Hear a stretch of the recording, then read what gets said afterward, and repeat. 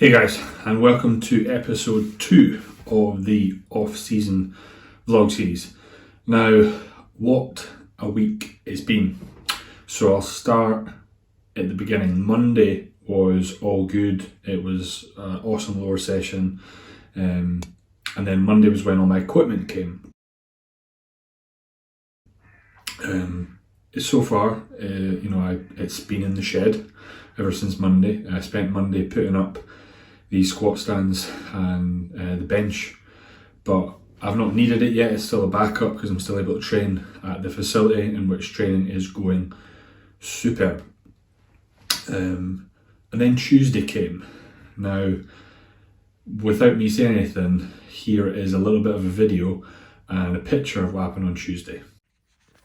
So this is Tuesday, and I had a little bit of a accident in the gym this morning where the barbell slipped past my knuckle and crashed to the floor. It just led me with this, and I'll attach, I'm sure by now, the photo. So if you're like grossed out by it or whatnot, here is the photo.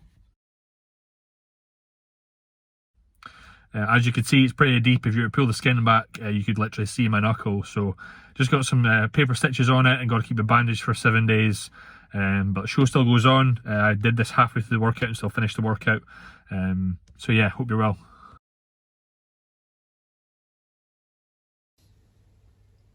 So as you can see, it's not really ideal, alright? But all that was happening was I was moving I sort of unracked a bar on my shoulder.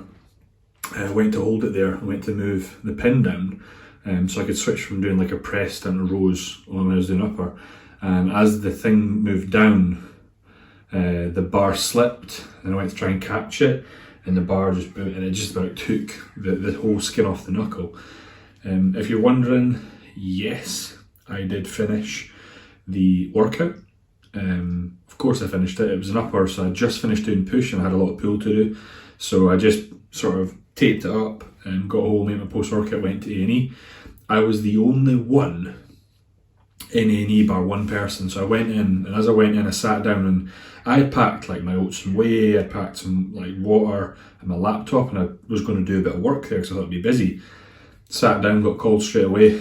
Spoke to a nurse, went sat down, got called back straight away, got x-rayed, got looked at, decided to put paper stitches in, and then just make sure that I can't bend it, because it was literally like that whole bit, you could peel it back and you could see the knuckle. It was really, really gross. But in general, after that, everything's been grand. On Wednesday night was when we launched 6-week lockdown Physique, and I'll attach a link to that in this video. And that really was sort of an idea, was like, me and Rona spoke, we're out for a walk on Sunday, and she suggested it. I was like, yeah, I need to do something like that. And spoke to my web guy, and my web guy's usually pretty bad at getting back to me, but he got back to me that day, and he began working on updating a product on the website. So I sent him the sort of the picture of what I wanted and the detail and whatnot, and he did it straight away, and he didn't ask for any money. He was like, we'll sort this out after the lockdown. So I was like super grateful. So we launched that on, I think it was Wednesday night or Thursday, and we've had 3 or 4 sign-ups so far, which is good, because like the Monday to Wednesday, I'll be honest with you, I was super fucking stressed because clients were dropping off left, right and centre. But now what we've had is new clients come on board. I've also had one pickup this week, and I've got another consult call on Sunday, which is when this goes live. So business is good, it's starting to pick up, it's sort of leveled off, and I'm so grateful and happy for the clients that have stuck by. What I've said to all them is a thank you for sticking by me in this time period. Their coaching fees will not go up for the next 12 months, whereas after this lockdown, there will be a price increase for returning clients and any newbies, because it's going to be a busy period, but also just to show loyalty to them for sticking by me in this sort of uncertain period. Current clients' fees will just be held where they are. And then I'll attach this week's check-in, or Saturday morning's check-in, to today.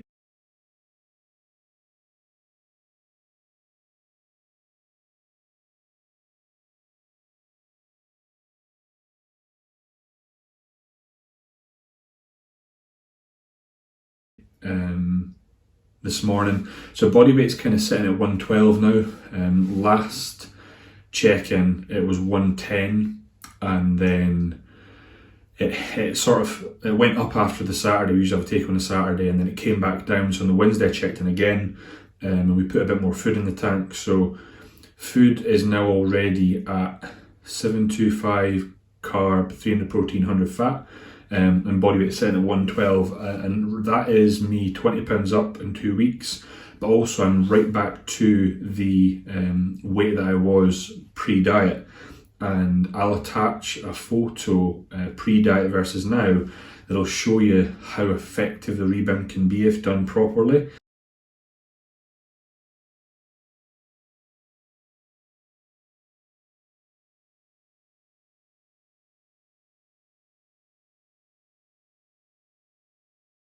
And you'll see a massive improvement in conditioning at the same weight. So again, like, to me, this is one of the most more exciting parts of the whole process, and probably more enjoyable than actually the last few weeks of prep itself, because training performance is just so good. Like, every session you go in, you hit PBs, you feel good, you get buzzing to train, you've got that get up and go about you. Like, I'm training at 5 in the morning, so I'm getting up at 4:30, and I'm like jumping out of bed because I get to go train. And for me, headphones are on, world's off, and now really everything's kind of supersetted.